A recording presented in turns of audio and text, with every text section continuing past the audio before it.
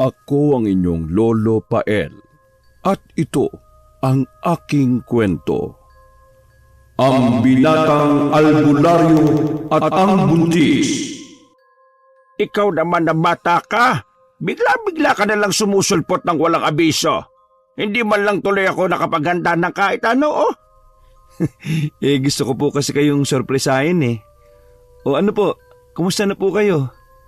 Eto, sa awa ng Diyos, malakas pa at wala pang iniintang sakit sa kabila ng edad ko. Mukhang tatagal pa ata ako sa mundong ito eh. Mabuti naman po.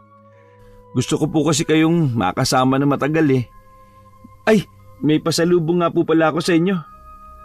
Ano yon? Alak ba? Hindi pa rin kayo nagbabago, lo. Siguro, malakas pa rin kayong uminom hanggang ngayon, ano? Alam mo naman na hindi na nawawala sa sistema ko yung alak eh. Mapapadali lang ang buhay ko kapag hindi naglagay ng alak sa katawan ko. Naiiling na lang si Noel sa katwiran ng tiyuhin. Ang matandang lalaki na ang kumupkop at nagpalaki sa kanya simula ng maagang maulila sa mga magulang. Sinulyapan niya ang tiyuhin na halata ang pagkasabik sa kanyang pasalubong. Kaya naman inilabas na niya ang bote ng lambanog na paborito nito. Pinagkukuskusan pa nito ang 2 palad bago inilahad ang kamay. Nako, salamat iho. Pinasaya mo na naman ako nito. Uy, paalala lang Chong ha. Hinay-hinay lang po sa pag-inom ha. Hindi na po kayo bumabata. Ay, oo naman. Hindi naman ako ganong kasiba sa alak eh. Naiiling na naman si Noel sa tugon ng matandang lalaki. Batid niya kasi na hindi totoo ang mga sinambit nito. Siya nga pala, Chong. Kumusta yung baryo natin ngayon? Tahimik naman itong mga huling araw. Bakit mo naman naitanong? Wala naman po. Naitanong ko lang. Baka ka ako kasi napapalaban pa kayo eh. Ay, akala ko naman may malasakit ka na sa baryo natin kaya ka nag-uusisa. Talaga bang hindi na magbabago ang isip mo? Ho? Hindi ko pa po alam eh. Naguguluhan po ako eh. Kaya nga po ako nandito eh, baka sakaling maliwanagan yung isip ko. Sana'y habang nandito ka, mapag-isipan mo na ang bagay na inaalok ko sa iyo. Wala namang ibang magmamana nun kundi ikaw. At saka, may kaalaman ka na rin naman, di ba? Alam niyo naman po na mataas ang pangarap ko eh. Kaya nga pinipilit kong makatapos dahil ayokong maburo na lang sa baryo natin. Pwede mo naman pagsabayin ang pangarap mo at ang tungkulin mo. Kaya lang po huwag na muna natin pag-usapan ang bagay na yan. Hayaan mo ang panahon ng magpasya sa magiging kapalaran mo. Sige ho. Magpapahinga po muna ako. Napagod po ako sa biyahe Ay, sige. Pupunta muna ako kina kumparing Ige at nang matikman na namin ang dala mong alak. Sige po. Basta wag lang po kayo magpapakalango sa alak ha. Umuwi po kayo kaagad. Tumangulang ang kanyang tiyuhin. Kinuha na nito ang paborito nitong sombrerong buli na nakasabit. Siya naman tumuloy na sa loob ng bahay. Sa sala naroon ang mga ginagamit ng tiyuhin sa panggagamot bilang albularyo. Bata pa lang ay kasama na siya ng tiyuhin sa paggagawa ng mga halamang gamot. May mga pagkakataon pang dumadayo sila sa ibang lugar o pusod ng gubat para lang sa mga halamang yon. Nais ng kanyang tiyuhin na siya ang sumunod sa yapak nito. Pero naroon ang kanyang pag-aalinlangan. Ay nako, bahala na. Matutulog na lang muna ako. Sigurado ako na uumagahin na naman sa pag-uwi itong si Chong. Kinabukasan, silahis ng araw na pumapasok sa mga siwang ng bintana ang nagpagising kay Noel. Bumangon na siya at dumiretso sa kusina. naabutan niya ang kanyang tiyuhin na naghahanda ng kanilang almusal. Ah, gising ka na pala. O tara, magkape ka na. May mainit ng tubig dyan. Sandali na lang naman ito. Anong oras po kayo nakauwi, Chong? Hindi ko po kasi namalayan ng pag-uwi nyo eh. Pa naman. Siguro mga 12:00 pasado lang. Wala naman po ba kayong nakasalubong na aswang? Naramdaman akong may sumusunod sa akin pero hindi naman siya lumapit eh. Alam niya kasi na delikado siya sa akin. Bukod kasi sa pagiging magaling na albularyo ng tiyuhin, kilala rin ito bilang tirador ng mga aswang. Hindi pa rin pala kayo tinitigilan, no? Yung pa rin po ba yung gusto nilang makuha sa inyo? Ay nako, wala nang iba. Pero hindi nila ito mapapasa kamay. Tanging ang taong karapat dapat lamang ang maaaring magmay-ari nito. Matama na tumitig sa kanya ang tiyuhin. Nakaramdam naman ng pagkailangang binata, kaya umiwas na lang siya. Ay, siya nga pala. Mangangahoy po pala ako mamaya. Napansin ko po kasi na konti na lang ang panggatong natin dyan. Kailangan makapagtambak bago dumating ang tag-ulan. Kahit anong gawin mong pag-iwas, kapag ikaw ang pinili ng mutya, wala ka nang magagawa pa. Ay, Chong naman. Sinabi ko na nga po na may iba akong gustong gawin eh. Huwag niyo naman pong hadlangan yung pangarap kong yun. Hindi naman kita hinahadlangan eh. Pwede mo naman kasing sabay na gawin eh. Kasi nga ho, Chong, hindi lang po yun ang dahilan ko. Ang totoo niyan, takot ako na makaharap ako ng aswang. Baka hindi ko rin ho kayanin eh. Hindi mo maiiwasan na makaengkwentro ng mga kampo ng dilim. Baka nga may nakakatabi ka na o nakakausap. Pero hindi mo lang alam na aswang na pala. Di ba? Napapakamot na lang sa ulo si Noel. Kahit kailan talaga wala siyang panalo pagdating sa pakikipag-argumento sa tiyuhin. Pagkatapos ng kanilang almusal, nagtungo na si Noel sa kakahuyan na malapit lang sa kanila. May ilan siyang nakasabay na patungo rin doon. Binati niya ang mga ito. Ang mga ito ay nagtungo pa sa pusod ng gubat. Samantalang siya ay hindi na lumayo pa.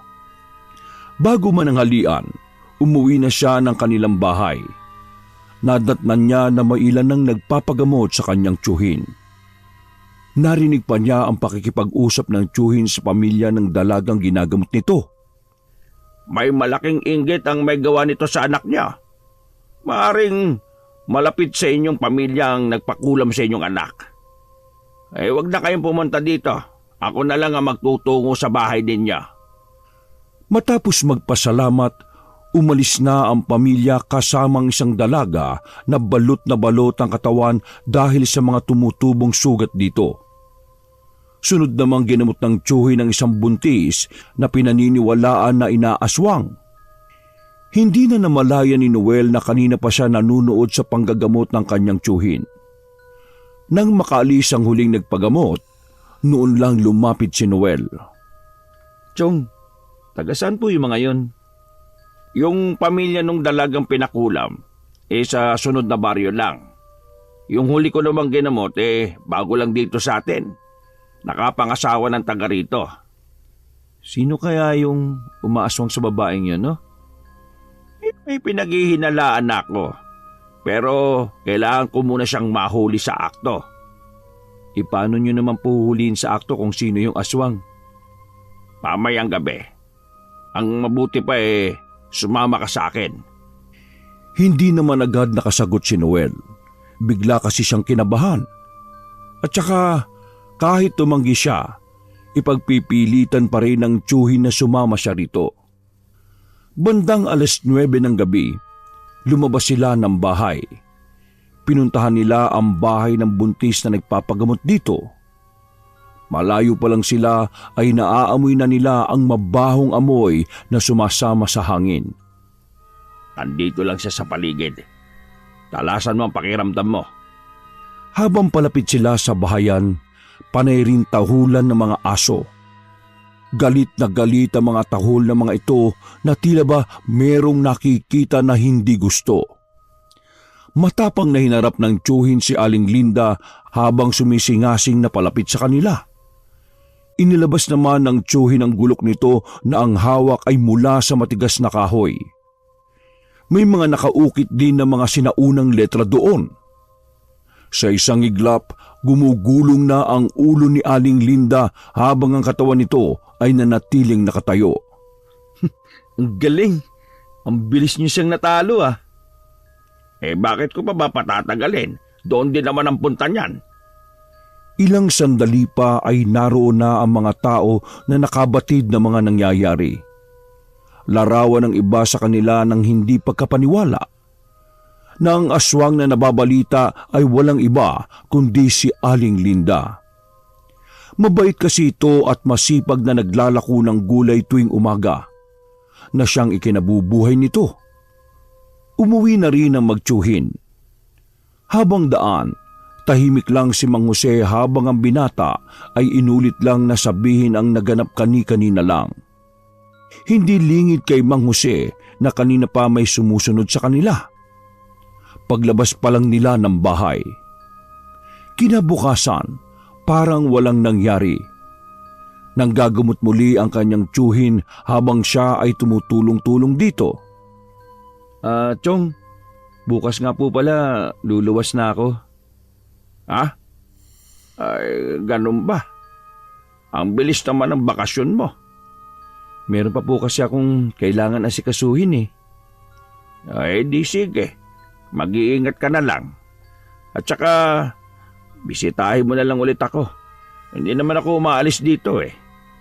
Opo, dadalang ko po ulit kayo ng alak. At kumusta mo na lang ako kay Lisa at Andong ha? Makakarating po. Minsan po kayo naman ang dumalaw sa kanila. Alam ko po miss na nila kayo. Ang mga tinutukoy ni Mang Jose ay ang dalawang nakababatang kapatid na sa ibang lugar nakatira. Bihira na lang din kasi silang magpangita ng mga ito. Nang umalis si Noel, ang bigat ng kanyang pakiramdam. Makailang beses din niyang nilingon ng tiyuhin. Parang gusto niyang bumalik. Binaliwala na lang niya ang kakaibang nararamdaman. Isang linggo na simula nang magpaalam siya sa tiyuhin, dinalo siya ng masamang pangitain. Iba ang kaba na nararamdaman niya ng mga sandaling yon. Kaya kahit gabing-gabi na, umuwi pa rin siya. Mabuti na lang, inabot pa niya ang huling biyahe pauwi sa kanila. Habang sakay ng tricycle, may itim na ibon ang sumusunod sa kanila. Kahit ang driver ay bahagya ding kinikilabutan. Mabuti na lang taga doon din ang driver at hindi na niya kailangang bumalik. Pagdating sa bahay ng tiyuhin, katahimikan ang bumungad sa kanya. Patay din ang ilaw sa buong bahay. Chong, gising pa po ba kayo? Nang akmang bubuksan na niya ang kawayang pintuan nang mahagip ang isang anino sa gilid ng kanyang mga mata. Humarap siya rito. Batid niyang nagtatago yun sa likod ng puno ng santol. Sino ka? Huwag ka magtago, lumabas ka dyan! Dahan-dahan namang lumabas ang isang nilalang. Mabalahibo ang braso at mukha nito. Namumula ang mga mata. Umaangil ito ng parang hayop. Ano kailangan mo? Anong ginawa mo kay Chong? Imbis na sumagot, ngumisi lang ito sa kanya bago siya sinugod. Nagpambuno sila nito habang patuloy sa pagdagundong sa matinding kaba ang kanyang dibdib. Sa pagtataka ng binata, bigla itong huminto sa pag-atake sa kanya. Para bang may nakita ito na nakakatakot na bagay. Nang tumakbo ito palayo, hindi na niya hinabol pa. Agad na siyang pumasok sa bahay ng tiyuhin. Makailang beses din niyang tinawag ang pangalan nito.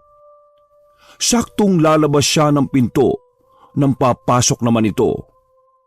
Pareho pa silang nagkagulatan. Chong, saan kayo nanggaling? Saan pa ba? Bakit bumalik ka kagad? Akala ko ba matagal ka pa bago bumalik? Ha? Kasi nagkaroon ako ng masamang pangitain eh. Akala ko nasa panganib ang buhay niyo. Kung ganun nakakaroon na ng bisa ang mutya. Mutya? Anong mutya? Sa tagal ng panahon, sa wakas, nabatid na rin nito ang gusto niyang maging tagapangalaga na susundin nito. Chong, hindi ko po kayo maintindihan eh. Pakipaliwanag niyo nga po.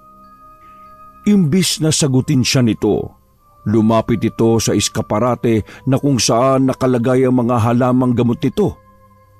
Sa likod ng mga botelya, naroon ang maliit na pakete. Kinuha nito yon at binuksan sa harapan niya.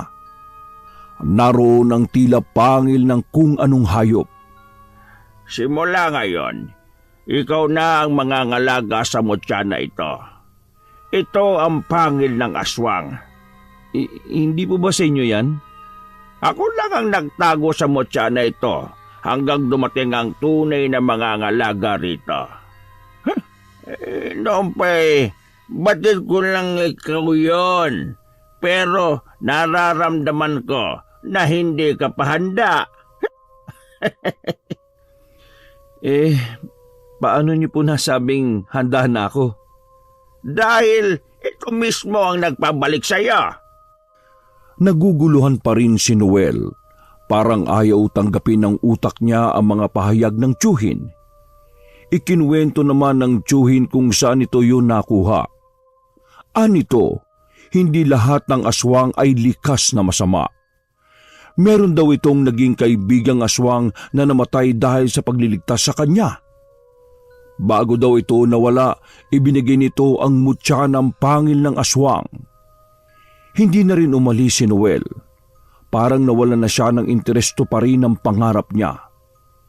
Napagtanto rin niya kasi sa sarili na mas mahalaga sa kanya ang tiyuhin.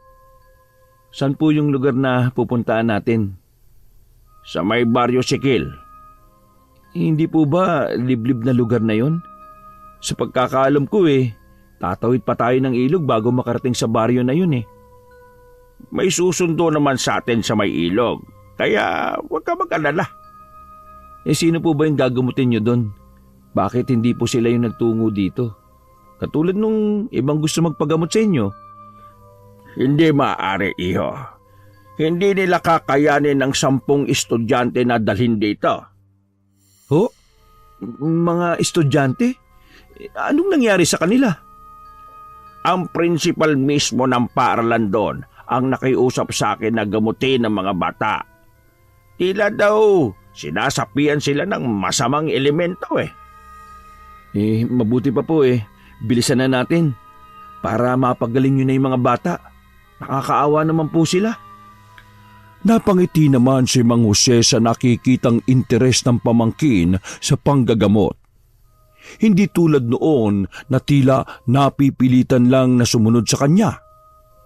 Sa kantong papasok ng baryo, sumakay sila ng habal-habal hanggang marating nila ang ilog. Naroon ang ilang lalaking bigotilyo na naghihintay sa kanila. Hinagod pa sila ng tingin nito bago sumilay ang ngiti. Nung lumapit sila rito, agad itong nagpakilala bilang Romeo. Ito daw ang nag-utos na puntahan sila para sabihin na kailangan nila ng tulong. Sa eskwelahan sila dinala nito kung nasaan ang mga estudyante na edad 12 at 14. Naroon din ang mga magulang na mga bata. Hindi daw nila maiuwi ang mga bata dahil nagwawala daw maigi. Kapag nasa loob lang sila ng eskwelahan, mas kalmado daw ang mga ito. Pagpapausok tayo sa buong eskwelahan mamayang hapon. Oho, Chong. Tingnan nyo naman yung mga bata, Ang sama ng tingin nila. May ibang kumukontrol sa kanila. Hindi natin kauri. Pagdating pa lang natin, nagpupuyos na sila sa galit, Hindi nila gustong nandito tayo. Mukhang natututunan mo na ang kaalaman mo. Basta na lang po pumapasok sa utak ko yung mga dapat kong sabihin. Tara na po, puntahan po natin yung likod ng eskwelahan. Naroon ang mahigit 100 taon ng puno ng balete.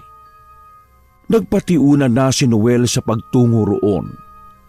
Kasunod si Mang Jose at si Ginoong Romeo Layog ang prinsipal ng eskwelahan na yon. Kahit ito'y namamangha sa kanilang magtiyuhin, para kasing kabisado na nila ang lugar na yon. Pagdating sa pinakalikod ng eskwelahan, mapuno at masukal doon. Naglakad silang tatlo hanggang marating nila ang puno ng balete. Napakanutang noo ni Noel. Tila kasi binalak putulin ang puno na yon. May bakas kasi ang katawan nito ng matalim na bagay. Natuyo na rin ang dagta nito. Sila naman pala may kasalanan kung bakit gumanti yung mga elemento rito sa mga bata Hindi na nila ginalang yung mga nilalang na matagal ng panahon na nakatira dito. Sabay naman na sinulya pa ng magtiyuhin ng prinsipal na napatungo na lang. Hindi nito matagalan ang nanunuring tingin nila pareho. Maya-maya, napabuntong hininga na lang ito. At saka sinabi ang ilan sa mga estudyanteng sinabihan umano ang siyang may kagagawa nun. Nadamay lang daw ang ibang estudyante. Hindi na nag-aksaya ng panahon si Noel. Umarap siya sa puno ng balete. Pilit siyang nakikipag-ugnayan sa nilalang na nakatira doon. Pero masyadong malakas ang kapangyarihan nitong bumabalot dito. Ayaw nitong makipag-ugnayan. Nag-aagaw dilim na nang biglang sabay-sabay nagwala ang mga bata. Kahit 5 na ang umahawak sa bawat isa, hindi pa rin sila mapigilan sa pagwawala. Sumisigaw din sila at ang iba ay nag-iiba ang boses. Ang isa sa nakawala sa pagkakahawak, lumapit ito sa pader at inuuntog ang ulo hanggang magduguyon. Nilapitan nito ni Noel at pinigilan. Binulungan niya hanggang tumigil ito at bigla na lang hinimatay. Dito lang kayo, Chong. May kailangan lang akong gawin. Teka, anong gagawin mo? Haharapin ko yung nilalang na nakatira sa puno ng balete. Tinangguan naman siya ng tiyuhin at saka nagtungo sa likod ng eskwelahan kung nasaan ang puno ng balete. Palapit pa lang, ramdam na niya ang malakas na puwersa na pilit tumaharang sa kanya. Tigilan mo na yung mga bata! Hindi nila sinadya kung may nagawa man silang pagkakamali sa'yo. Isang tawa naman ang pumuno sa lugar na yon. Para bang nanggagaling sa ilalim ng lupa. Batid ni Noel na hindi madaling talunin ang kapangyarihan nitong itim. Mapagiganti ang nilalang na nakatira sa puno ng balete at mapag-imbot ang puso nito.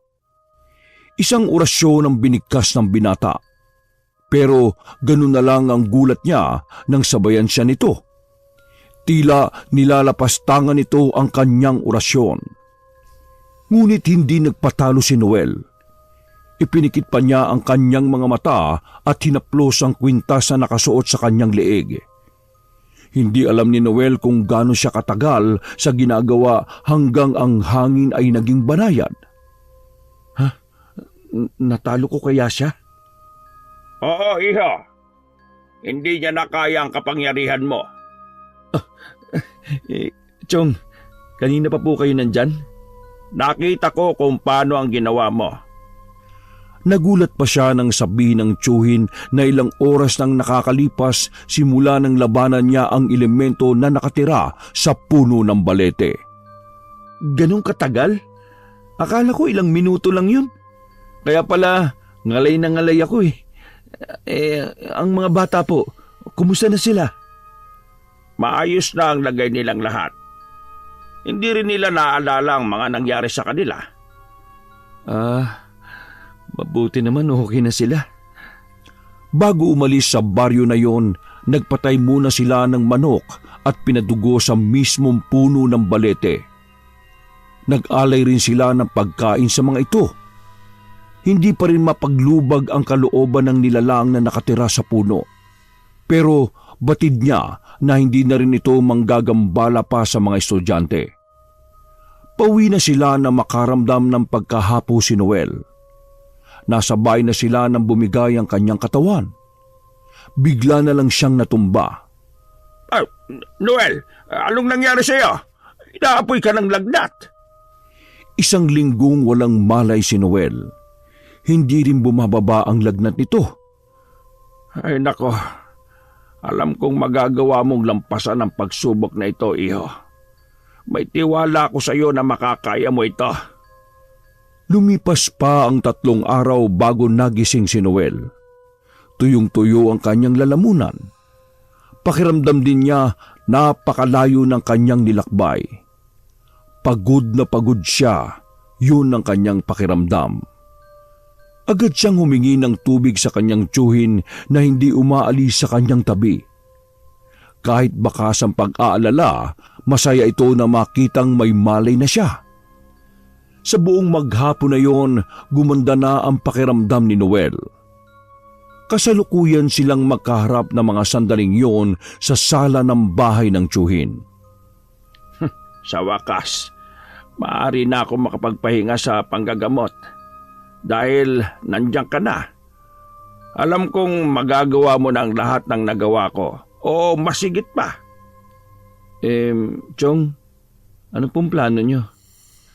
Una sa listahan ko dalawin ang iba kong mga buhay na kapatid. Kung posible nga lang libutin ko ang buong Pilipinas Bakit po hindi? Kaya nyo naman po Ay nako, hindi ko na rin kakayanin, no?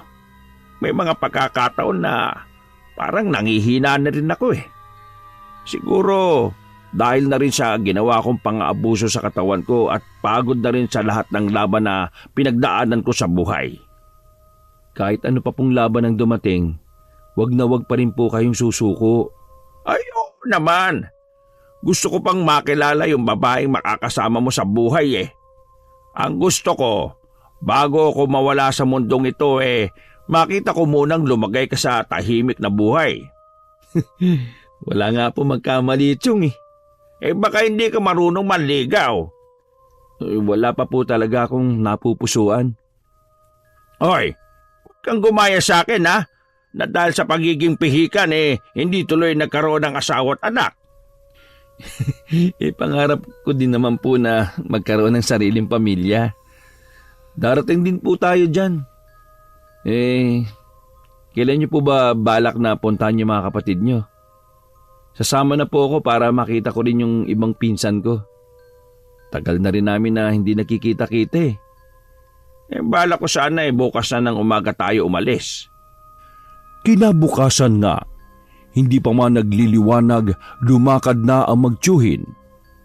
Medyo may kalayuan din kasi ang lugar kung saan naroon ang 2 pang kapatid ng kanyang tiyuhin. Sa 8 kasing magkakapatid, 3 na lang silang buhay. Ang ama niya ang bunso sa magkakapatid na unang namatay sa magkakapatid nung 8 taong gulang pa lamang siya. Nang dumating nga sila doon, walang pagsidla ng kaligayahan na nakita ng binata sa tiyuhin at iba pa nitong kapatid. Nagbanding din silang magpipinsan bago nagpasyang umuwi din ng hapong yon. Paano po, Chong? Maiwan ko na po kayo dito. Hindi niyo man po maiwasan ng uminom. Bawasan niyo na lang po, ha? Ikaw talaga. Paalis na nga lang naghahabilin pa. Ikaw, mag-ingat ka sa pag-uwi mo.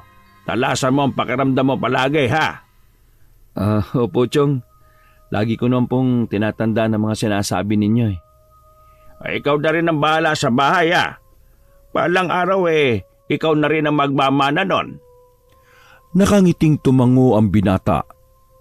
Bago tuluyang umalis, nagpaalam muna siya sa mga naroon nilang kamag-anak. May ilan na pinigilan siyang umuwi muna, pero nagdahilan siyang may gagawin pang importanteng bagay. Gabi, nasa jeep pa lang siya, nakaupo siya sa may likuran ng driver, katapat niya ang isang buntis na huling sumakay. Hindi niya sana papansinin ito, ngunit baka sa mukha nito ang pagkabalisa. mailap din ang mga mata nito. Nang sulyapan niya ang kamay nito na nakapatong sa kandungan, nanginginig yon.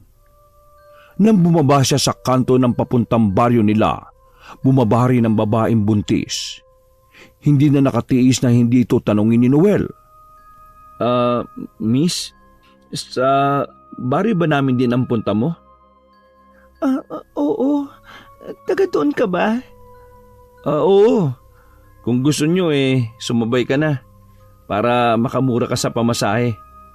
Sino ba ang pupuntahan nyo doon? Ha?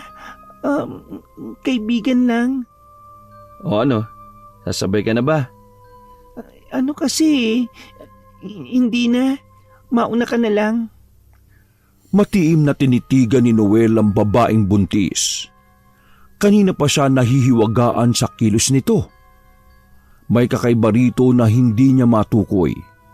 Pero hindi naman niya maaaring iwan ito sa 10 oras ng gabi at buntis pa.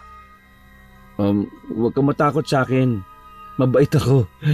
At para maniwala ka ito ang ID ko. At isa din pala akong albularyo sa baryo namin. Ha? Isa kang albularyo? Parang ang bata mo naman para maging albularyo. Yun ang totoo. Kahit ipagtanong mo pa sa baryo namin. May nakakatawa ba? Ha? Wala naman. Pasensya na. Ano? Sasabay ka ba? Nasaan niyo pa rin ng babae ang pagkabalisa at pagkalito. Tila meron din itong kinatatakutan.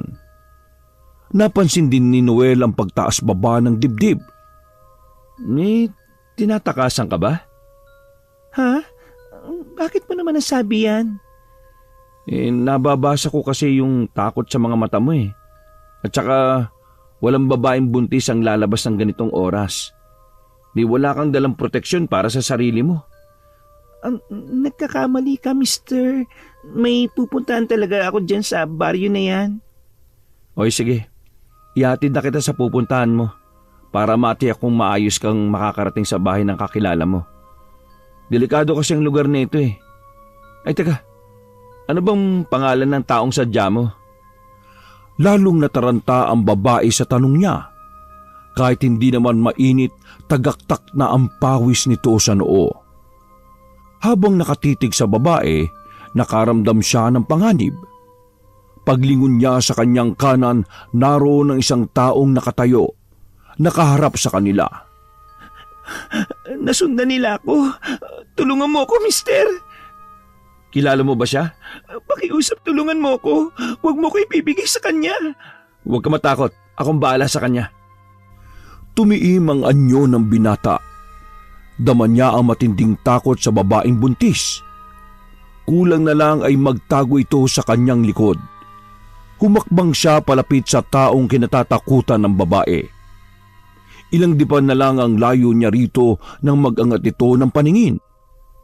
Naningkit ang mga mata ng binata nang makumpirma ang hinala. Huwag mo nang tangkayin kung ano man yung binabalak mo. Umangil naman ito bago humakbang paatras. Kita sa mga mapupulang mata nito ang pagbabanta. Nang mawala ito, tsaka niya binalikan ang babaeng buntis. Sapo nito ang tiyan habang nakabalatay ang matinding pangamba sa muka. Huwag ka na matakot, wala na siya. Maraming salamat, mister. Hindi kita pwedeng pabayaan na lang dito. Kaya sa ayaw at sa gusto mo, ihahatid na kita sa pupuntahan mo. Ang totoo niyan, hindi ko alam kung saan ako pupunta. Wala naman talaga akong kakilala sa lugar na yan Gusto ko lang makalayo. Pero tingin ko, hindi na rin ako ligtas sa lugar na bala kong puntahan. Bahagya namang nagulat si Noel sa sinabi nito. Lumingon siya sa nag-iisang driver ng tricycle sa pila. Sumenya siya rito na hintayin na sila. Ang mabuti pa, sumama ka na lang sa akin. Huwag kang matakot sa akin. Gaya nga ng sinabi ko kanina, kilala akong albularyo. Maayos kang makakapagpahinga sa bahay ng tiyuhin ko. Pero hindi naman tayo magkakilala. Paano kung... Ako si Noel, isang albularyo. Kilala ko sa amin kaya huwag kang matakot. Hindi ako masamang tao. Napatitig na lang ang babaeng buntis kay Noel sa paulit-ulit nitong pagpapakilala sa sarili para lang mapanatag siya. Naroon na rin ang pag-aalinlangan sa mukha nito nang tumango ito. Pinauna na niya ito sa pagakbang papunta sa tricycle. Nang makapasok ito sa loob, pumwesto naman siya sa likod ng driver. Habang tumatakbo sila, laman ng isip ng binata kung sino ang misteryosang babaeng buntis. Pagdating sa tapat ng bahay ng tiyuhin, inalalayan niya ang babae na makapasok sa bahay. Kitang-kita pa rin sa mukha ang takot na magtiwala. Sino ang kasama mo dito? Ang tiyuhin ko pero hinatid ko siya kanina sa kabilang bayan. Di tayo lang ang nandito ngayon. Bakit hindi mo kaagad sinabi? Alam kong mahirap sa iyo magtiwala, pero wala ka namang pagpipilian eh. Hindi naman kita pwedeng iwan na palaboy-laboy dyan sa daan. Wala ka naman palang ibang pupuntahan. Hindi ako patutulugin ng konsensya ko kung iiwan kita doon. Pasensya ka na kung sa kabila ng tulong mo parang lumalabas na wala pa akong utang na loob. Mahirap lang talaga na magtiwala sa panahon ngayon eh. Hindi ko yan iniisip. Natural lang na hindi ka basta-basta magtitiwala. Ang gusto ko lang mapalagay ang loob mo kahit papaano dito sa bahay. Salamat ah. Ako nga pala si Reyna. Ang ganda pala ng pangalan mo eh. Gutom ka na ba? Pwede bang makahingi ng tubig? Kanina pa kasi ako nauuhaw eh. O sige, teka lang, ikukuha lang kita. Habang naghihintay sa pagbabalik ng binata, inilibot muna ni Reyna ang paningin sa paligid. Napako ang pansin niya sa eskaparate na puno ng mga garapon na pinaglalagyan ng mga halamang gamot. Oh, eto ng tubig mo. Ito bang ginagamit mo sa panggagamot? Oo, yan nga. Pamilyar ka ba sa mga halamang gamot na yan? Hindi eh. Wala akong alam sa mga yan. Inabot niya muna ang baso ng tubig at inisang lagok bago muling nagtanong. Di, marami ka nang nagagamot pala. Ano mga ginagamot mo? Mabisa ba talaga yung mga nasa garapon na yan? Iba-iba ang ginagamot ko. Hindi pangkaraniwan ang mga gamot na nasa eskaparate. Ang iba dyan, nagmula pa sa ibang lugar. Talaga? Maari mo kaya akong tulungan? Oo naman. Ano ba ang sakit mo? Wala akong sakit, pero gusto kong mawala ang sanggol na ito sa sinapupunan ko. Kaya mo ba? Ha? Hindi kita maintindihan. Gusto kong mawala ang batang ito. Ayoko sa kanya. Kailangan siyang mawala. Teka. Uminahon ka. Pwede mo bang sabihin kung bakit gusto mong mawala yung sanggol na yan? Alam mo bang kasalanan sa Diyos yung gusto mong mangyari? Mas kasalanan kung bubuhayin ko ang batang ito. Hindi kasalanan ng batang yan kung nabuo man siya. Hindi tama na ibuntun mo sa kanya yung galit mo. Hindi ka ba pinanagutan ng ama ng batang yan? Kaya gusto mo siyang mawala? Bunga ng pagsasamantala ang batang ito. Hindi ko ginusto ang nangyari. Humakbang si Noel sa babae. Gusto sana niya itong yakapin pero pinigilan niya ang sarili. Inalalayan na lang niya ang babae na makaupo. Pakiwari niya kasi, anumang sandali ay matutumba na ito dahil sa labis na hinagpis. Naiintindihan kita. Pero sana, maunawaan mo rin na walang kasalanan ng bata. Hindi mo kasi ako naiintindihan eh. Halimaw ang ama ng batang ito. Magiging halimaw din siya kapag lumabas. Napakahayop niya. Alam ko na mahirap ang pinagdaraanan mo. Pero sa tatay ng bata ka lang dapat magalit, huwag sa bata. Pasensya na pero hindi kita matutulungan para mawala ang sanggol na yan. Ayoko maging kasangkapan mo para pumatay ng isang inosenteng sanggol. Hindi mo kasi ako naintindihan eh. Ang alam ko lang, matindi ang galit mo sa taong gumawa niyan sa'yo. Tumigas ang anyo ni Reyna.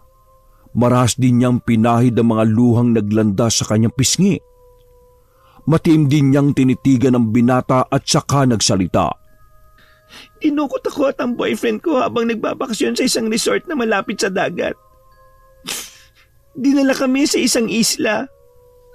Pinatay nila ang boyfriend ko at kinain ito. Ako, ginawa nilang alay sa kanilang pinuno. Alam mo kung ano sila? Mga aswang sila! Anong sinabi mo? Mga aswang? Oo, tama ang narinig mo. Aswang ang tatay ng batang ito. Pinuno ng tribo ng mga aswang. Kaya hindi dapat ito mabuhay. Hindi ako papayag na ako maglabas ng susunod na pinuno nila. Paano ka nakatakas? May mangingisda na napadpad sa laot. Humingi ako sa kanya ng tulong. Nung una, ayaw niya akong tulungan dahil sa pag-aakalang aswang din ako. Sa huli, nakumbinsi ko rin siya. Dinala niya ako sa bahay nila. Tinulungan ako nilang mag-asawa. Sinabi nilang hindi ako maaari magtagal sa lugar nila. Balang araw, matutuntun din ako at lalong nagdadalang tao ako sa pinuno ng aswang. Kung saan-saan ako napadpad para lang takasan sila. Wala na rin akong pamilya na maaaring hinga ng tulong. Sa bayampunan ako lumaki at nagkaisip.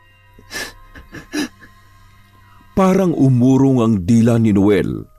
Hindi siya makaapuhap ng tamang sasabihin. Pagkahabag ang nararamdaman niya ng mga sandaling yon sa babae. Galit naman sa mga lumapastangan dito. Pinagpahinga niya muna ang babae sa kanyang silid. Samantala, siya ay nahiga na lang sa mahabang upuan na yari sa kawayan. Nilatagan lang niya yon ng manipis na sapin. Malapit na mag-umaga ay hindi pa rin siya nakakatulog.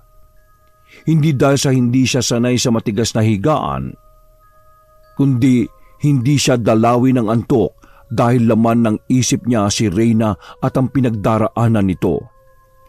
Biling baliktad muna siya bago siya iginupo ng antok. Mataas na ang sikat ng araw nang magising siya. Napabalikwas siya ng gising. Agad niyang tinungo ang silid ni Reyna. Mahimbing pa rin itong natutulog. Nakahinga naman siya ng maluwag at saka nagtungo na sa may kusina para maganda ng almusal. Sakto naman na nakapagluto na si Noel nang magising ang babae. Pasensya na kung natanghali ako ng gising. Nakakaya naman sa iyo. Uy, wala yon. Buti nga't nakatulog ka na maayos eh. Tingin ko kasi sa iyo wala pang maayos na tulog. Nangangalumata ka kasi. Ay nako, sinabi mo pa. Pakiramdam ko kasi gabi-gabi akong binabangungot eh. Pero alam mo, kagabi, pagiga ko, naging panatag ako at wala akong nararamdaman na takot na baka pagising ko nasa puder na ulit ako ng mga aswang na yon. Gusto kong maging panatag ang paglalagi mo rito. Hindi ko hayaan na mapahama ka. Kaya lang, hindi ako maaari magtagal dito. Masyadong delikado. Saan ka naman pupunta? Sabi mo nga, wala ka ng ibang pamilya. Ayoko lang kasi na madamay ka. Lahat ng mga taong kumupkup sa akin napahamak. Ako may kasalanan. Huwag mo kong alalahanin, ano? Walang masama mangyayari sa akin. Kaya ko ang sarili ko. Ang intindihin mo na lang, sa ngayon ay ang sarili mo at yung ipinagbubuntis mo. Kailangan mong maging malakas at malusog. Umiwas naman ng tingin ng babae. Nahalata naman ng binata na hindi ito naging komportable. Kaya binago na lang niya ang usapan. Niyaya na rin niya itong kumain. Napansin ni Noel na tamilmil kumain ang babae. Tila malalim din ang iniisip nito. Naiilang ka ba na tayo lang dalawa sa bahay na ito? Ang totoo niyan inaalala kita eh. Ano na lang ang iisipin ng mga taga rito kapag nakita nila ako? Pwede naman na palabasin natin na nobya kita na inuwi kita dito sa bahay. Alam kasi ng iba rito na sa ibang bayan ako naglalagi noon. Kaya iisipin nila na nagkaroon ako ng nobya doon, di ba? Hindi kaya nakakaya sa'yo? Sobrang naabala na nga kita eh. Hindi ka abala sa akin. At saka, kahit sino tutulungan ko sa ganyang kalagayan. Tulad ng sayo. Maraming salamat ha. Tatanawin kong utang na loob ang ginagawa mong ito sa akin. Ngumiti lang si Noel rito. Naalala bigla ang pinag-usapan nilang magtiyo. Iniisip niya kung ano kaya ang magiging reaksyon nito kapag nakita ang babae pag-uwi nito. Napatitig siya sa babae na abala na sa pagkain. May palagay siya na babaguhin nito ang takbo ng buhay niya. Wala sa loob na napangiti na lang siya. Sa ilang araw na pananatili ni Reyna sa poder ng binata, mas lubos pa niyang nakilala ito bilang mabuting tao. Marami rin ang nagpupunta doon para magpagamot. May kakayahan ka palang manggamot ng mga sinapian? Lahat ng sakit kaya kong pagalingin. Huwag lang siguro sa puso Wala naman talagang gamot pagdating sa nasaktang puso eh. Ikaw lang ang tangi makakagamot sa nararanasan mong kabiguan. Nagbago na ba ang isip mo tungkol sa dinadala mo? Ang totoo niyan, naguguluhan ako eh. Ilang buwan ko rin kasing pinag-isipan na ipatanggal ito. Pero hanggang sa lumaki na lang hindi ko nagagawa. Nadadala ka lang kasi ng galit mo Pero alam ng puso mong ina na mahal mo ang sanggol na yan. Ay, siguro nga. Pero hindi ko alam kung magiging mabuting ina ba ako kung sakali kapag nailabas ko na yung sanggol na ito. Magagawa ko ba siyang malin kung araw-araw niyang ipapaalala yung bangungot na naranasan ko? Walang ina na hindi kayang mahalin ng sariling anak. Alam kong mabuti kang tao, kaya naniniwala ako na kaya mo siyang mahalin. Ay, sana nga. Tama ka. Ibig bang sabihin yan, hindi mo na itutuloy yung balak mong pagpapalaglag? Hindi na. Bahala na kung ano ang mangyayari sa amin. Huwag ka mag-alala. Hindi ko kayo pababayaan na magiging anak mo. Ngumiti naman si Reyna pero bakas pa rin sa kanyang mukha ang lungkot. Isang araw, isinama ni Noel sa bayan ng babae para mamili ng mga gamit nito at sa magiging anak. Ilang piraso lang kasi ang dala nitong damit na luma na at butas-butas pa. Maraming salamat ha. Hindi ko na alam kung paano kita mababayaran sa lahat ng ginagawa mo Sabi ko naman sa iyo di ba? Huwag mong isipin yon. Hindi naman ako naghihintay ng kapalit Habang nandito ako na lang muna siguro yung bahala sa lahat ng gawain dito sa bahay. Kahit dun man lang makabawi ako sa'yo. Ano ka ba? Hindi mo naman kailangan gawin yun, no? Pero, sige, ikaw ang bahala. Baka kasi naiinip ka na din. Simula nang dumating si Reyna sa bahay na yon, ito na ang gumagawa ng pagluluto at paglilinis. Maging ang paglalaba ay inako na rin ito. Isa lang ang ikinabahala ni Noel, ang malimit na pagbisita ng mga alagad ng dilim sa kanilang bahay. Pero hindi naman sila basta makalapit sa babae dahil sa kanya. Isang araw, naisipan ni Noel na bakuran ang buong paligid ng kawayan. Hindi niya rin inaasahan ang pagdating ng kanyang tiyuhin. Chong! Akala ko matagal pa kayo bago bumalik. Huwag niyong sabihin na nainip kayo Wala bang alak doon? Bakit gulat na gulat ka yata nang makita ako? Hindi ka ba natutuwa na umuwi na ako? Tsaka, bakit ka naglalagay ng bakod? Buti nga po at bumalik na kayo. Mamaya ko na po ipapaliwanag. Tara po muna sa loob. Hindi mo na ako kailangan sabihan pa. Papasok ako at bahay ko naman to. Parang may nagbago yata sa bahay na ito Saktong pagpasok nila ay ang paglabas naman ni Reyna sa kusina. Pareho pang nagkagulatan ng dalawa. Si Mang Jose ang unang nakabawi sa kabiglaan. Hinagod pa nito ng nanunuring tingin si Reyna at nagtagal sa umbok niyang tiyan. Nawala lang ako ng ilang linggo Nag-uwi ka na kagad ng asawa. At buntis na. Bakit wala ka man lang yatang nababanggit sa akin noon bago ako umalis?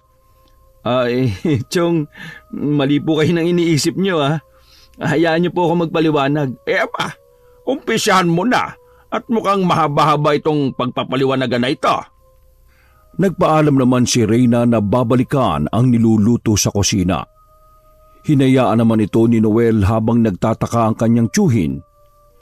Umupo naman si Mang Jose sa pang-isahang upuan habang hindi hinihiwalay ang tingin sa pamangkin. Si Noel naman, huminga muna ng malalim bago ipinagtapat ang lahat sa tiyuhin. Kawawa naman pala yung batang yan. Mabuti at nagawa niyang tumakas. Bibihira ang ganong pagkakataon na makakaalis sa isla na yon. Alam niyo po ba yung isla na yon, Chong? Oo. Minsan na akong nakarating sa lugar na yon. Hindi ko na ulit naisipan pang bumalik. May mga gabi po na nananaginip pa rin siya. Naririnig ko yung paghihirap niya. Mukhang malaking papel ang gagampanan ng babaeng yan sa buhay mo Ano pong ibig niyong sabihin? Hindi lang pagkakataon ang pagtatagpo ng landas ninyo.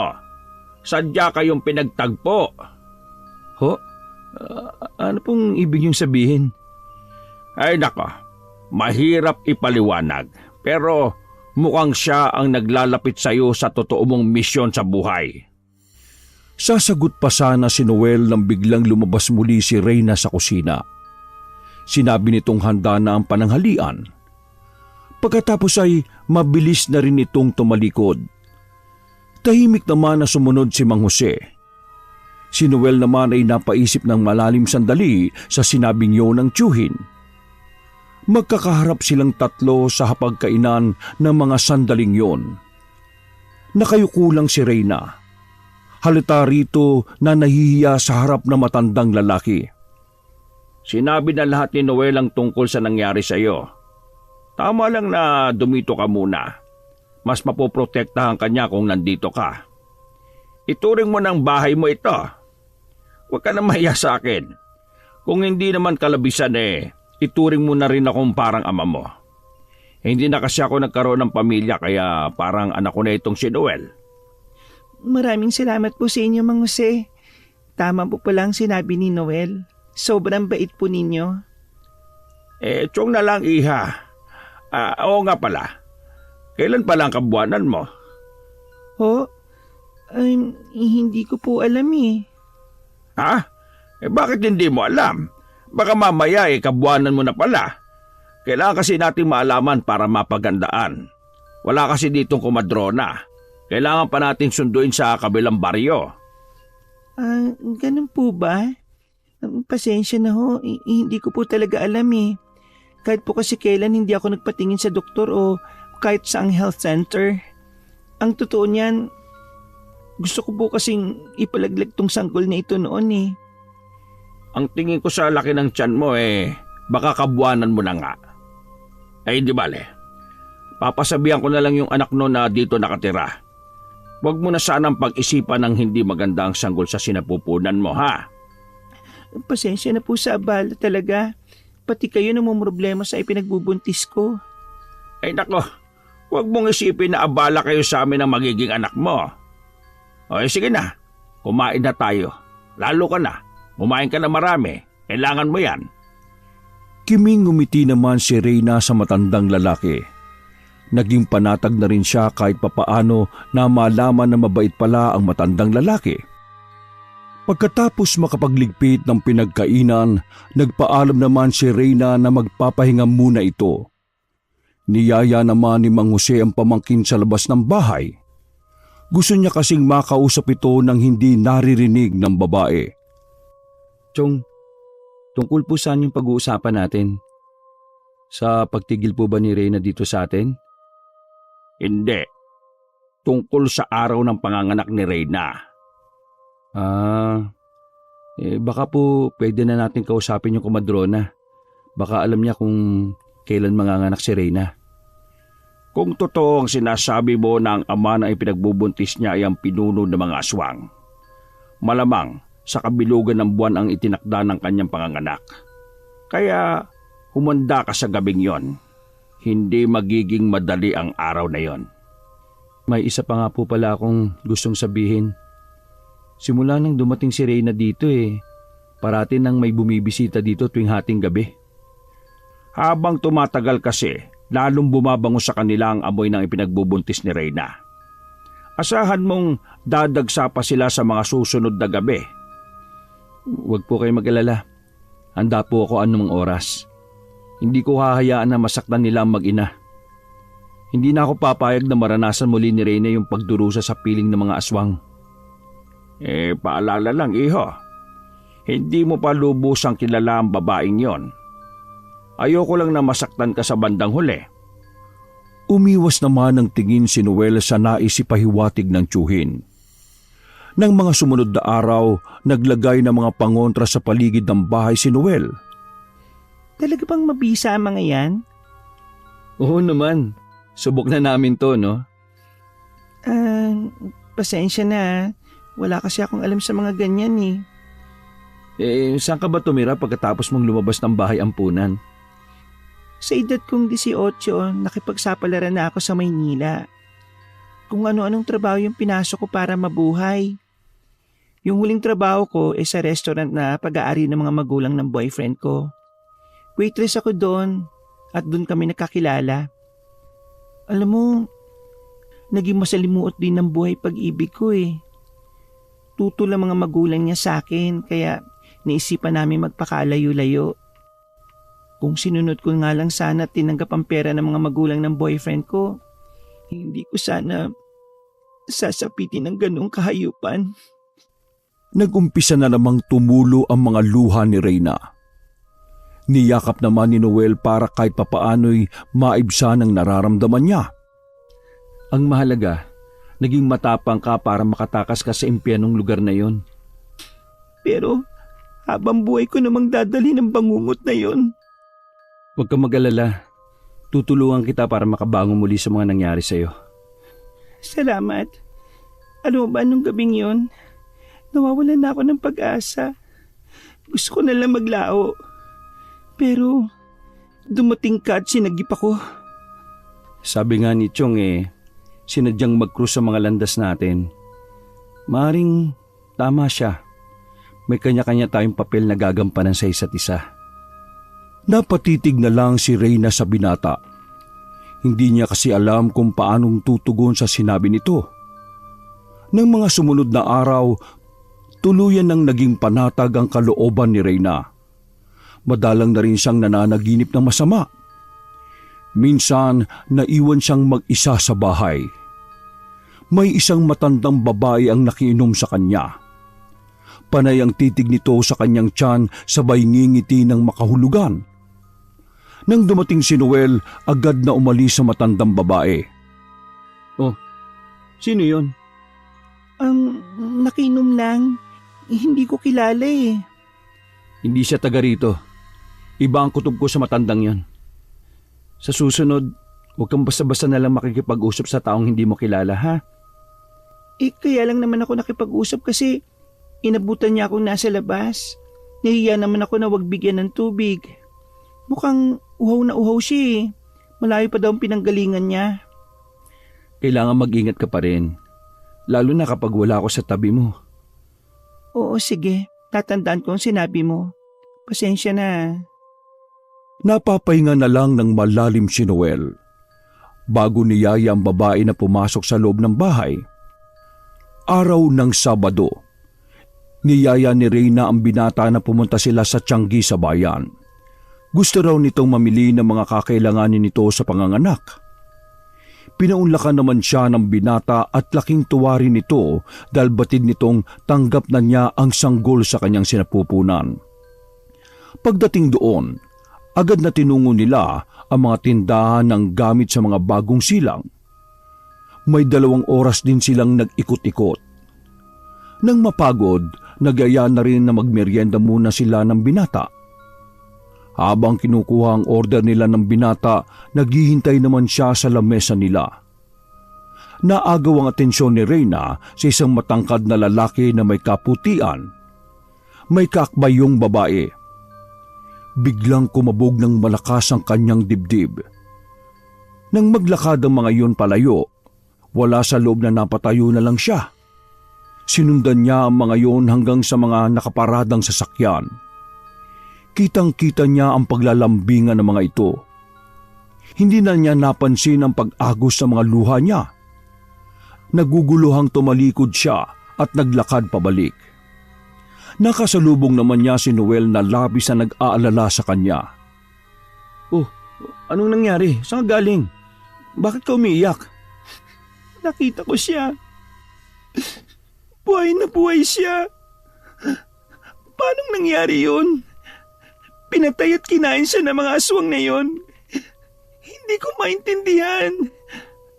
Ang tinutukoy mo ba yung boyfriend mo? Baka naman kamukha lang niya. Hindi ako maaaring magkamali. Siya yun. Ang lalaki nakita ko ngayon.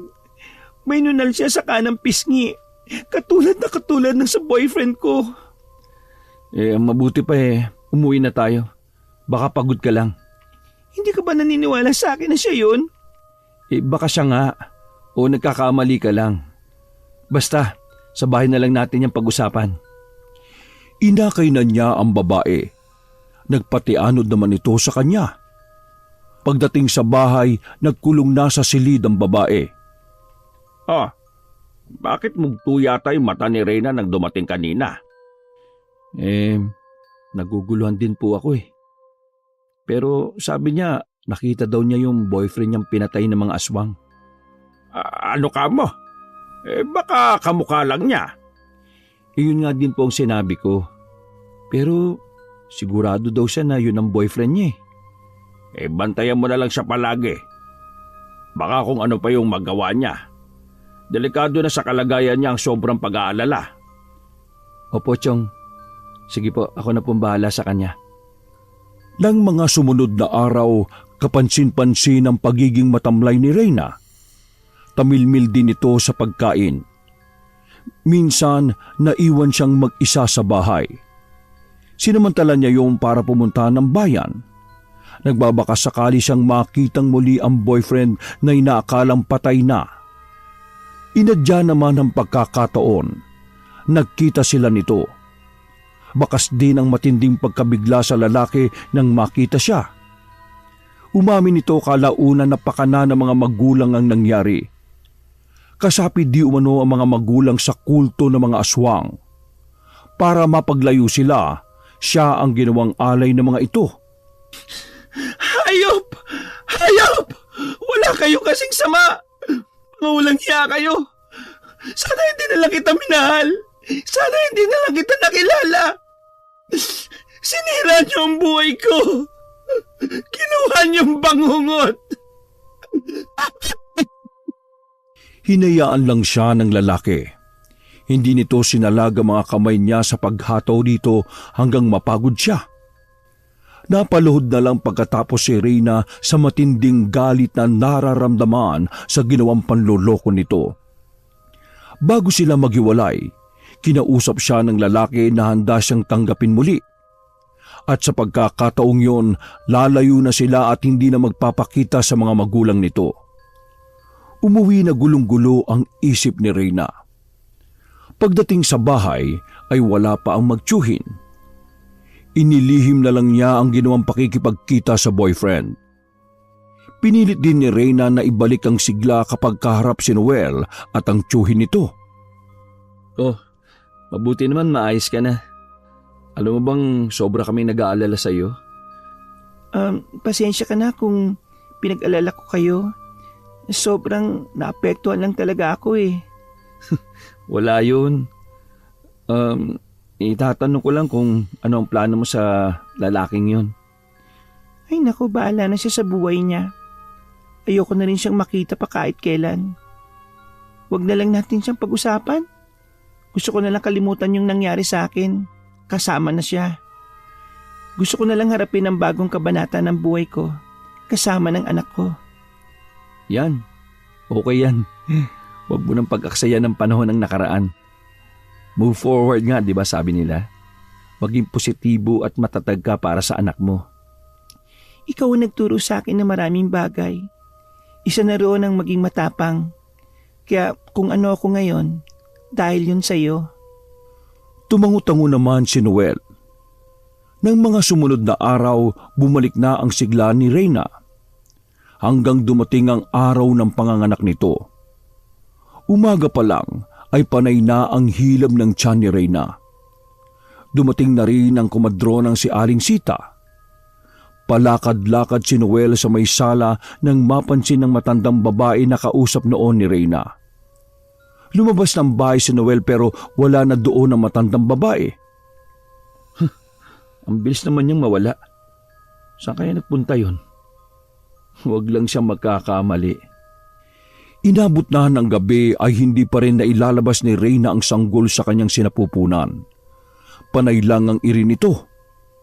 Sa kalagitnaan ng gabi, may bagay na bumagsak sa taas ng bubungan ng kanilang bahay. Halos mayupi ang yero sa bigat nun. Kinuha agad ni Noel ang itak. Walang pag-aalinlangan na lumabas siya ng bahay. May aso, pusa at baboy ramo ang nasa labas. Lahat sila nag-aabang sa tila may rasyon ng pagkain. Pinagmumura yun ni Noel. Umalis na kayo! Kung ayaw niyong umuwi walang ulo! Galit na nag-angila ng mga ito. Ang pusang itim ay akmang susugod sa kanya nang mahagip ito ng kanyang itak. Nasugatan niya yon sa binti. Agad yung nagpalit anyo bilang matandang babae. Matalim yung nakatingin sa kanya. Kahit matanda ka, hindi kita sasantuin! Nanlilisik ang mga mapupulang mata ng mga ito habang nakatingin sa binata. Hindi naman nagpasindak ang binata. Humakbang pa siya palapit sa mga ito. Nagsiatrasa naman ang mga ito hanggang lumayo at tuluyan ng nawala sa dilim. Nang papasok na siya sa loob ng bahay, tsaka naman niya narinig ang matinis na pagpalaho ng sanggol. Napangiti naman si Noel at nagmadali nang pumasok sa loob ng silid na yon. Naabutan niyang pinuputol ni Aling Sita ang pusod ng sanggol na lalaki. Si Reyna naman ay baka sa matinding hirap na pinagdaanan. Basa din ito ng pawis at nanlulupaypay. Bahagya itong umiti nang makita siya bago ipinikit ang mga mata. 2 araw na mula nang makapanganak si Reyna, nagkaroon ng kulay ang bahay na yun simula ng pagdating ng anak ng babae. Hanggang ngayon, hindi mo pa rin binibigyan ng pangalan ng anak mo ha? Wala ka pa rin bang maisip? Sa'yo ko na ipaubaya yung pagbibigay ng pangalan sa kanya. Ha? Sigurado ka? Ikaw ang nanay niya. Oo nga, pero utang niya ang buhay niya sa'yo. Kaya tama lang na ikaw ang magbigay ng pangalan sa kanya. Sige. Kung yan ang gusto mo. Teka, ano kayang magandang ipangalan sa kanya? Nag-iisip naman si Noel habang nakatitig sa sanggol na mahimbing na natutulog. Hindi na niya napansin ang lungkot na gumuhit sa mukha ni Reyna. Ang parang maiiyak nitong mga mata. Alam ko na. Ismael. Katulad ng pangalan ng itay. Ano, maganda ba? Maganda. Bagay sa kanya. Lalaking-lalaki ang dating. Parang tunog matapang. Talaga? O sige, simula ngayon, Ismael na ang pangalan mo, baby ha. Marami akong ituturo sa iyo paglaki mo. Hihilingin ko sana na malin mo siya na parang ikaw ang ama. Huwag mo siyang pababayaan. Okay lang? Oo naman no. Kahit hindi mo sabihin yan, mamahalin ko talaga ang sanggol na ito na parang anak ko. Aalagaan ko kayo mag-ina. Ibibigay ko ang buhay ko para maprotektahan kayo. Napapikit na lang ng mariin si Reyna sa mga sinambit ng binata. Pilit niyang pinipigilan ng maiyak na mga sandaling yon. Salamat. hindi talaga ako nagkamali sa'yo. Hindi ko makakalimutan ang lahat ng mga kabutihan mo. Ninyo ni Chong.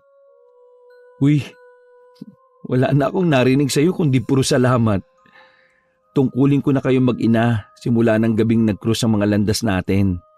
Kaya kung pwede, yan na yung huling maririnig ko na pagpapasalamat mo, ha? Oo. Ito nang huling maririnig mo na magpapasalamat ako. Ngumiti naman si Noel sa babae bago muling itinuon ang paningin sa sanggol. Parang sasabog ang puso ni Reyna ng mga sandaling yon.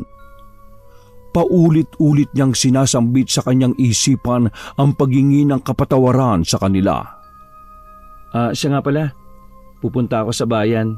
Bibili ako ng pata ng baka. Gagawin kong bulalo. Mainam daw yun para sa bagong panganak eh. Tsaka sandali lang naman ako doon. Baka mamaya nandyan na rin si Chong. Kukuha lang daw siya ng mga tanim niyang prutas eh. Sige, mag-iingat ka ha. Nang makalabas ng bahay ang binata, hindi na rin nag-aksaya ng panahon si Reyna. Kinuha niya ang maliit na bag na dala niya noon. Naglagay lang siya ng ilang damit doon. Patawarin mo ko, anak. Hindi kita maaaring isama eh. Ipinapaalala mo lang ang bangungot na nangyari sa akin. Sana balang araw, makuha mo akong patawarin sa pag-iwan ko sa iyo. Patawad, anak. Patawad. Hinagkan pa niya sa noo ang sanggol, bago kinuha ang nakatuping papel at itinabi rito. Mabigat ang mga hakbang na lumabas siya ng silid. Hindi na siya lumingon at mabilis lang lumabas ng bahay. Pagbaba pa lang ng tricycle, naririnig na ni Noel ang pagpalaho ng iyak ng sanggol. Mabilis na siyang pumasok sa loob ng bahay. Naabutan niyang karga ng tiyuhi ng sanggol. Basta na lang niyang inilapag ang mga pinamili sa upuan at lumapit sa mga ito. Oh, Chong, bakit po umiiyak yung bata? Naabutan ko na lang siyang pumapalaho ng iyak eh.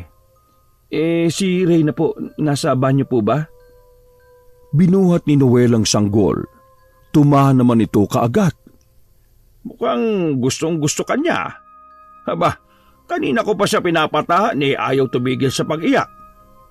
Baka po kasi nagugutom na siya. Hindi pa kaya tapos magbanyo si Reyna? Ay, iho. Wala na si Reyna. Dumating ako na wala na siya. Ho? Ano pong ibig niyong sabihin wala na siya? May sulat siyang iniwan. Binundol ng matinding kaba si Noel habang nakatitig sa puting papel na nakatupi. Dahan-dahan niya yung kinuha at pumasok sa silid. Inilapag niya muna ang sanggol sa papag. Sa nanginginig na kamay, binasa niya ang sulat.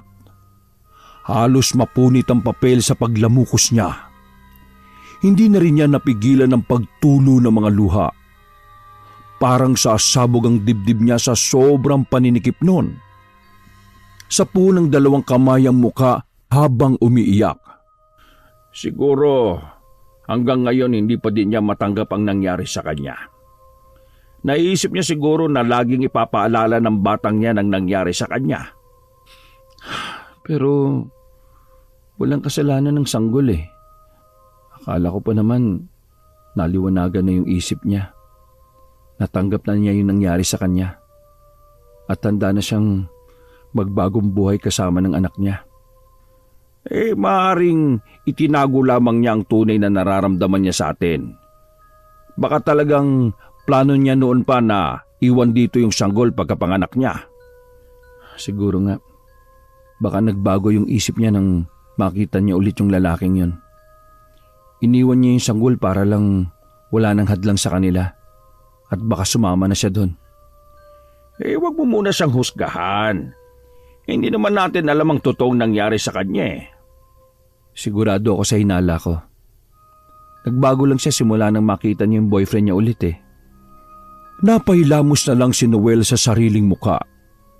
Hindi niya maaring dayain ang kutob niya. Masakit din sa kanya ang pag-alis ng babae. Pakiramdam niya, pinagtaksilan siya nito. Nang sumunod na mga araw, hinanap ni Noel si Reyna. Nagbabakasakali pa rin siya na nasa malapit pa rin ito. Pero tuwi na, umuuwi siyang bigo. Alam mo, tigilan mo na yung ginagawa mo. Hindi mo na siya makikita pa. Baka nga sa mga sandaling ito nasa malayo na siya. Kaya mabuti pa sumuko ka na. Ilaan mo na lang ang oras mo sa sanggol. Mas kailangan kanya. Lalo na't iniwan na siya ng kanyang ina. Marahan na lang na napatango-tango si Noel sa mga sinabi ng tiyuhin. Nang gabing yon, nagising si Noel na may nararamdaman siya sa paligid. Agad siyang lumabas ng silid. Naabutan niya ang kanyang tiyuhin sa sala. Walang kaabog-abog, sinira ng mabangis na hayop ang pader. Naglalaway ito habang nanlilisik ang mga matang nakatingin sa kanila. Ako na bahala sa kanya. Protektahan mo ang bata! Tumalima naman ang binata. Pagpasok niyang muli sa silid, naabutan na niyang kagat-kagat ng isang dambuhalang aso ang telang nakabalot sa sanggol. Bitiwan mo siya, halimaw! Agad niya itong hinataw ng itak na hawak. Nabitiwan naman ito ang sanggol. Bigla yung nagpalit ng anyo. Nang akma niyang tatagain ay nagwika ito na anak ng kanilang pinuno ang sanggol na iyon. Sandaling napatda si Noel na sinamantala ng aswang para makatakas ito. Lumundag ito sa bukas na bintana. Kinarga naman ni Noel ang sanggol na hindi nagising sa komosyon. Lumabas siya at dinaluhan ng tiyuhin. Ayos lang ako. Ang bata ang pakay nila rito. Hindi na po tayo maaaring magtagal sa lugar na ito, Chong. Kailangan na nating umalis bago pa sila bumalik. Hindi sila titigil hanggat hindi nila nakukuha si Ismael. Sumang-ayon naman sa kanya ang tiyuhin. Hinintay lang nilang magliwanag. Dala ang mga mahalagang gamit, nilisan na nila ang baryo na yon. Nagtungo sila sa isang lugar na walang makakakilala sa kanila. Bagamat nararamdaman nilang nasa paligid lang ang mga kalaban na naghahanap sa sanggol, handa naman si Noel na ibigay ang buhay. Maprotektahan lang ang sanggol na kanyang itinuring na parang isang tunay na anak. Wakas!